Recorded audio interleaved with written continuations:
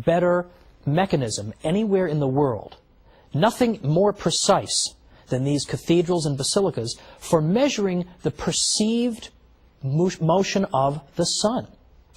And they were constructed so that you could observe the sun's apparent movement on the floor using various shadows and the like. Well, this is extremely significant because, in fact, modern astronomers were able to use these precise instruments in order to verify important theories about planetary orbits. For example, it was a Catholic astronomer named Giovanni Cassini who used the Cathedral of San Petronio in Bologna, in the heart of the Papal States, where the Pope lives, the Pope who's supposedly discouraging the sciences. It was in that basilica that this Catholic astronomer Cassini used the mechanism of this basilica to in fact verify Johannes Kepler's theories of planetary motion. That was done in the Papal States in a Catholic basilica by a Catholic astronomer. And Kepler himself, by the way, who was not a Catholic, nevertheless consistently observed that his favorite scientific correspondents were Jesuits, were Catholic priests, because they were so knowledgeable. They understood what he was talking about, unlike most of the world. Again, these are forgotten chapters. They don't need to be. And they're starting to be brought out little by little. Isn't it interesting that it was a professor at UC Berkeley? University of California at Berkeley is not exactly known as being a big cheerleading institution for the Catholic Church. We'll put it that way. But Professor Heilbronn there wrote a book, about 5-6 years ago, called The Sun in the Church. And he told the story, this forgotten story, about the use of cathedrals and basilicas in the advancement of our knowledge of astronomy. In fact, Heilbronn went and said that there is no institution anywhere on earth that had done more for the advancement of astronomy or contributed more resources to this study than the Catholic Church. Now, in large part, the Catholic Church did that because we wanted to be able to predict equinoxes, for instance, so that we could establish when Easter should be celebrated and establish it far enough in advance that we could enjoy a 40-day period of penance in advance, namely Lent. But nevertheless, once they're built, scientists begin to use them, Catholic scientists, and advances science. A totally forgotten chapter, finally being brought forth by a figure, as far as I know, isn't Catholic at all, but just is interested to recover important work and discoveries that, for one reason or another, we've forgotten about. Now, the objection in the back of people's minds, and it's an understandable one at this point, is, what about Galileo?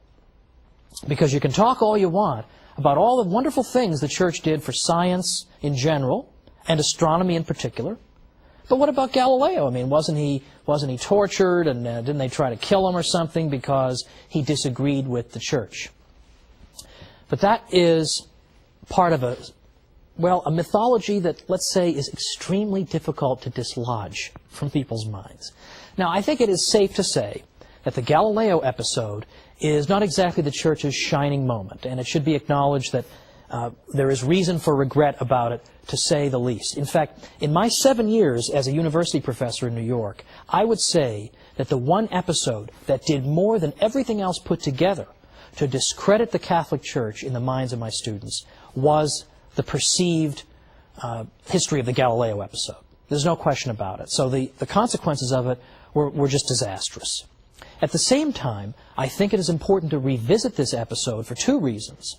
First, so that it won't seem as if we're just trying to duck it, or that I'm just trying to find the good news and not dwell on the not so good.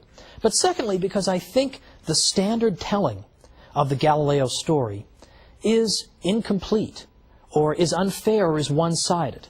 Yes, it's, as I say, it's nothing to be particularly proud of, but at the same time, there are facts, I think, that deserve mention. And before getting into the details of Galileo, we'll just simply say this.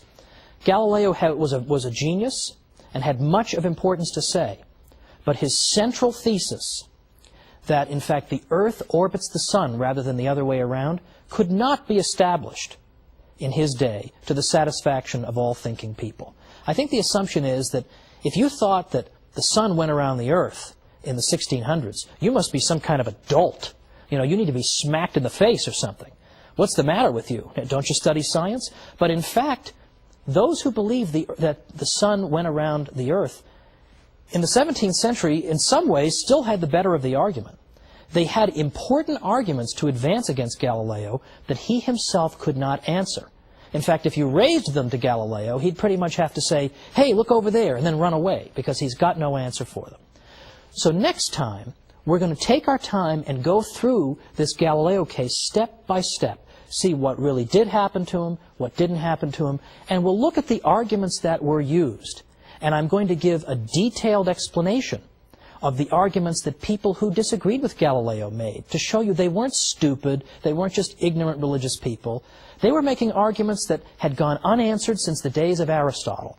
And they were explaining that if you're going to say that our interpretation of the Bible up to now, which some people said that the sun was going around the earth, you're going to tell us that's wrong, the science better be absolutely ironclad, true, and proved for sure. But it wasn't. And Galileo did not get the better of the argument. So that's where we're going to pick up next time. Let's look at Galileo and see what really happened next time on The Catholic Church, Builder of Civilization. Thanks.